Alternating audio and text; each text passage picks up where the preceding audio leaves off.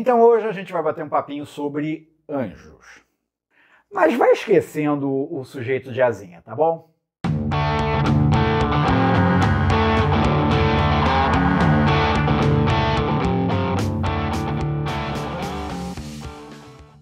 O que foi? Não acredito que você me acordou só para falar pro pessoal se inscrever no canal, ativar a notificação com o sininho e dar like no vídeo pela madrugada. Deixa eu dormir, caramba. Porque em termos de Kabbalah, principalmente os ramos mais tradicionais da Kabbalah, essa história de anjo ser uma espécie de super-herói com asas e uma entidade superior, isso não tem nada a ver com o papo. Então, para começar, a gente vai ter que lembrar que dentro da Kabbalah existe uma coisa que é chamada de árvore da vida. O que é a árvore da vida? Em um vídeo futuro a gente vai falar disso com mais detalhes, mas por hora tá bom entender que a árvore da vida é uma estrutura que define o processo de criação. Processo de criação de quê? De qualquer coisa, tá? Desde o universo até um bolo de fubá. Tudo você pode encaixar ali na árvore da vida. Então você tem lá, né, a parte de onde sai a emanação das coisas até a parte da materialização. Mas, para quem já viu uma árvore da vida, tá, você percebe que ela é composta de algumas bolotas, são chamadas de esferas, e umas linhas ligando essas bolotas, que são chamadas de caminhos. Ora, bodegas, se um caminho é uma coisa que leva de um ponto A para um ponto B, alguma coisa transita ali nesses caminhos. Então, o que transita neles? O que transita neles são os anjos. Anjo significa um mensageiro.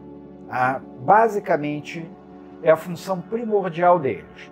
É justamente carregar o que surge aqui no mundo material para ir subindo lá até o mundo da emanação, até um pouco mais, tá? E o que surge lá da emanação para vir descendo até chegar aqui no mundo material. Um anjo é um entregador do iFood metido à besta. Basicamente, é isso que eles são.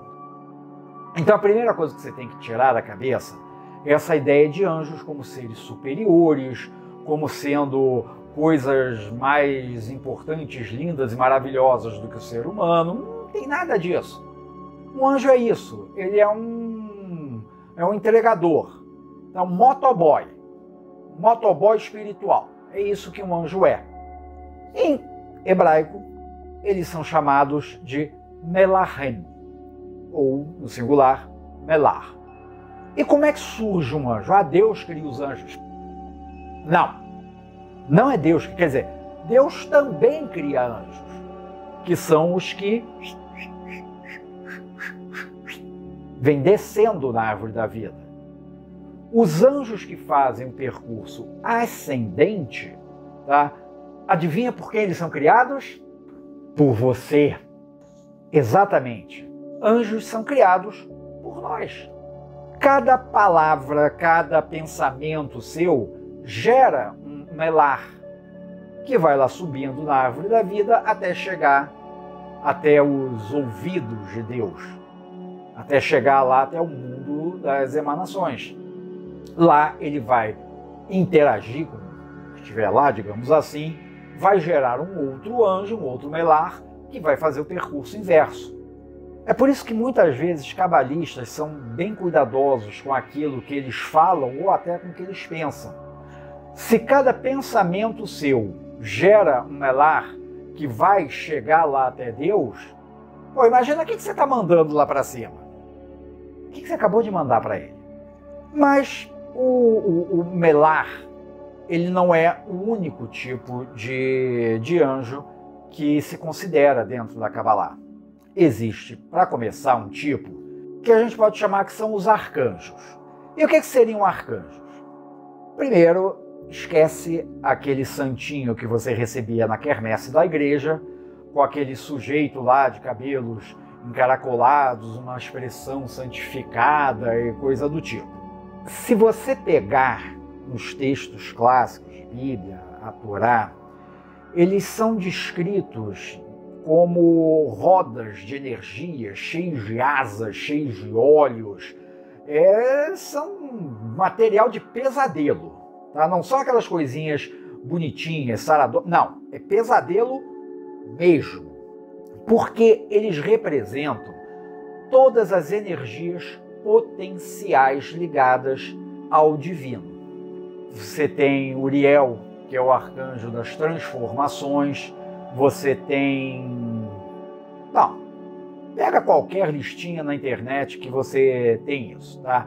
Mas o que importa não é que o Gabriel vai curar alguma coisa. Ele não é formado em medicina, de acho. Ele é uma energia potencial. O que acontece? Existem rituais, um exemplo fantástico disso é o ritual menor do pentagrama, né, popularmente conhecido como RMP, onde você pode invocar estas potencialidades para você. Você está precisando de alguma coisa ligada à saúde, né, à cura, coisa do tipo. Você invoca este potencial para você, através de algum ritual. Dentro de você, esse potencial pode ser ativado para que você realize aquela função. Essa é a ideia principal. Um arcanjo é uma potencialidade, algo que você pode utilizar para os seus próprios fins. E que mais tem em termos angelicais na Kabbalah? Tem um outro tipo de anjo que é muito popular, que é o querub. Querub, plural, querubim.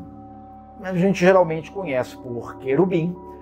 É aquele bebezinho, normalmente peladinho, com umas asinhas nas costas, fazendo cara de fofinho. Mas olha, eu vou te dizer uma coisa. Fofinho é um que um querub menos é.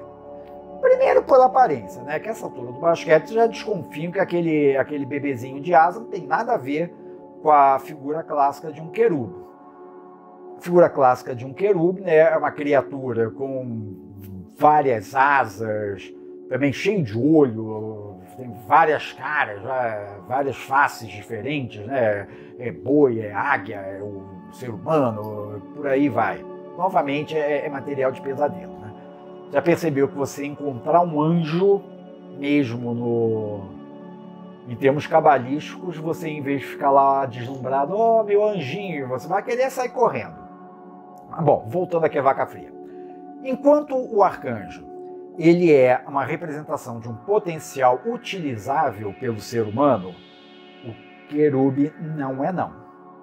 O querub são as energias da natureza mais básicas, são os aspectos da natureza mais selvagens, digamos assim, muitas vezes destrutivos. Então existe um querub por uma tempestade. Um terremoto é uma manifestação de um querub. Ou seja, todos esses fenômenos naturais extremamente poderosos são querubim. E, diga-se de passagem, foi exatamente um querub que Deus colocou lá na roleta de passagem do paraíso, quando ele deu lá um bota fora para o Adão e para Eva. Sabe, o anjo que estava lá com uma espada de fogo era um querub. Então pense da próxima vez que você estiver olhando aqueles anjinhos, né, de igreja, o que eles são na verdade. Então, até aqui nós temos então, os arcanjos, que são as potencialidades utilizáveis pelo ser humano, e os querubim, que são as forças naturais que estão além do nosso controle. Acabou aí? Não. Existe mais um tipo ainda de anjo, que é o seraf, plural, serafim. E é curioso, né? Como normalmente quando a gente está falando de anjos, a gente sempre usa a forma plural como se fosse singular. Ah, deixa isso para lá. Bom, o que é um seraf? Um seraf é um anjo? Não exatamente. Ele não é como um melar. O seraf ele é uma manifestação de Deus no mundo material. Não dá para Deus se manifestar plenamente no nosso mundo. Seria como tentar enfiar um elefante numa sacola de pão. Vai arrebentar aquela bodega toda. Então, só uma parte do elefante pode entrar na sacola. Sei lá, a tromba, a pontinha da tromba dele entra na sacola.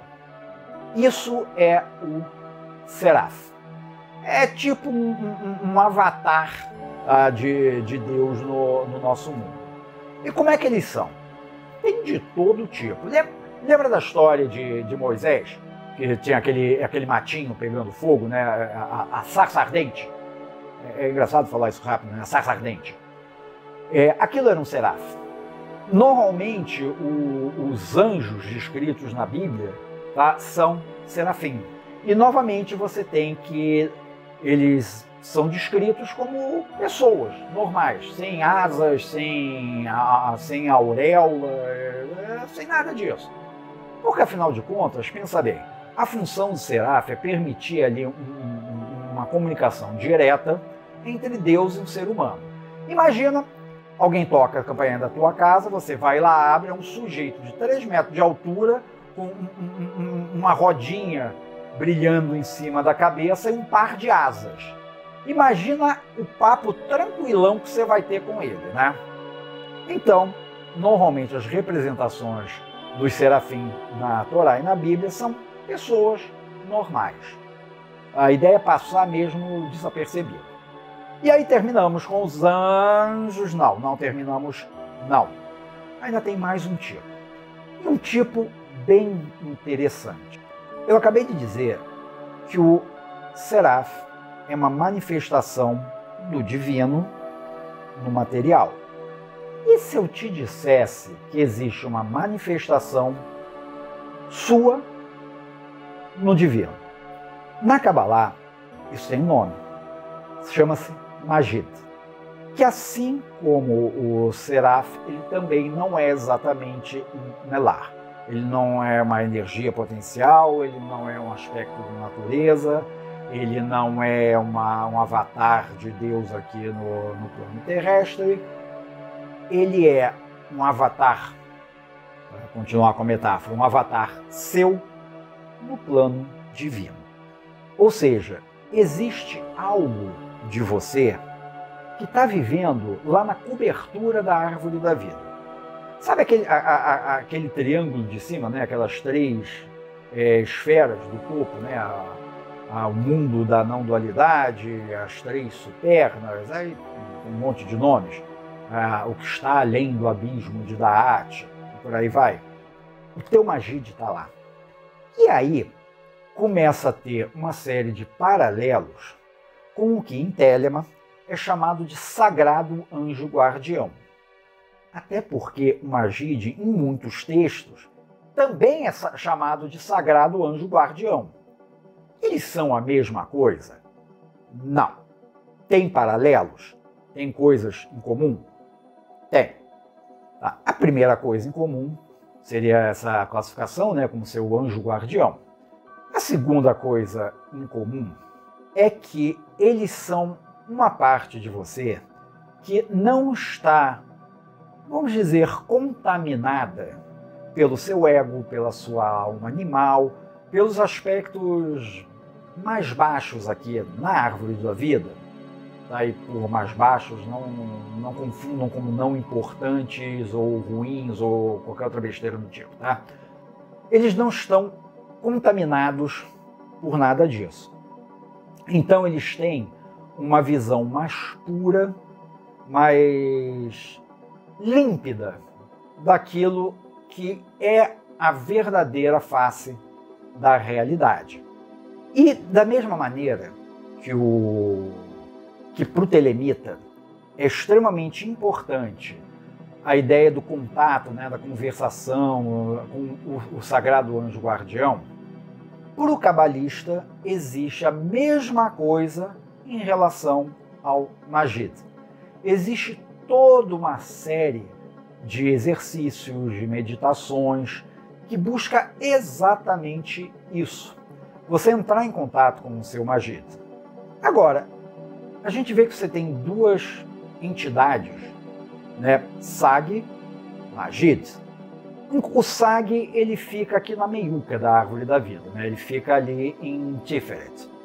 O Majid fica na cobertura, ali na tríade superna. O Sag, a função dele é justamente te auxiliar a subir ali aquele trechinho da árvore da vida, chegar na esfera de Da'at, onde ele vai te dar um pé na bunda e você vai ter que atravessar sozinho. E aí quem você encontra logo depois? Majid. Pode-se dizer que a função do teu Sag é te ajudar a chegar justamente ali no priminho dele, que é o Majid. E o que acontece quando você entra em contato com esse Majid? Dentro da Kabbalah, as pessoas que conseguiram alcançar isso são chamadas de Tzadik, que significa o iluminado, ou mais especificamente o justo. Por que justo? Porque ao ter esse contato direto com o teu Majid, você passa a ter uma clareza da realidade. Por quê? A tua visão humana e a tua visão espiritual, elas deixam de ser duas coisas separadas. Elas passam a ser uma coisa só. Então todos esses véus, né, que estão encobrindo a realidade, que nas filosofias orientais são chamados de Maya, todas essas coisas caem. E você enxerga tudo como realmente é. Por isso que os tzadiks são os iluminados. E uma das coisas que você enxerga é qual é o teu verdadeiro caminho na vida. Que a gente traça aí um belíssimo paralelo de Kabbalah com Telemann em relação à verdadeira vontade. Ou seja, um tzadik é alguém que encontra a sua verdadeira vontade e está apto a realizá-la. Um outro paralelo que a gente pode colocar também entre Sag e Majid é que ambos estão constantemente nos passando mensagens, nos mandando recados, tentando nos mostrar aquilo pelo qual eles foram feitos. Só que a gente não escuta, porque a nossa mente está constantemente, se me perdoa o trocadilho, cheia de ruído. Isso abafa esse contato, essa gnose, né, que tanto Sag quanto Majid eles podem nos proporcionar. Então, vamos terminar esse vídeo aqui com um pequeno exercício. Óbvio que eu não vou fazer o exercício agora, tá? Porque ficar na frente de um vídeo durante 5, 10, 15 minutos em completo silêncio é um porre e ninguém vai fazer, a gente sabe disso. Tá? Então vou falar para vocês, dar uma sugestão de uma meditação. Primeiro, vocês vão pegar uma folha de papel em branco e vão fazer no meio dela uma bolinha preta. Ou azul, cor de abóbora, como vocês bem entenderem, não faz a menor diferença. Vocês vão colocar isso numa parede branca, de preferência. Pode ser roxa com bolinhas azuis, não tem problema, mas de preferência branca. Vocês vão se sentar na frente dessa folha de papel, tá, que está ali pendurada na parede, e vão começar a olhar para ela. Só que vocês não vão olhar para a bolinha que está ali no meio. Vocês vão se concentrar no espaço em torno dela. Vocês vão olhar para tudo que não é a bolinha. Ao fazer isso, vocês vão fazer o seguinte movimento: para frente, para trás, para frente, para trás. Esse movimento oscilante, sem deixar de olhar ali para o espaço em torno da bolinha. Quanto tempo? Quanto tempo vocês quiserem. A ideia é vocês esvaziarem a mente de vocês a partir do momento que vocês estão se focando não no algo, que é a bolinha preta, mas no nada, que é o espaço em torno da bolinha. Tentem fazer isso o máximo que vocês puderem, focando apenas ali no espaço vazio.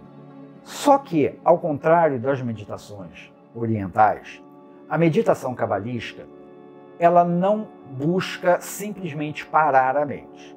A ideia é que, quando você alcança esse estado, algo vai surgir. A ideia é que, assim, aquela frase de a natureza abomina o vácuo. E quando a sua mente se torna esse vácuo, algo surge. O que surge é justamente a voz do Majid. Claro que não vai ter alguém falando no seu ouvido, quer dizer, pode até ter, sei lá.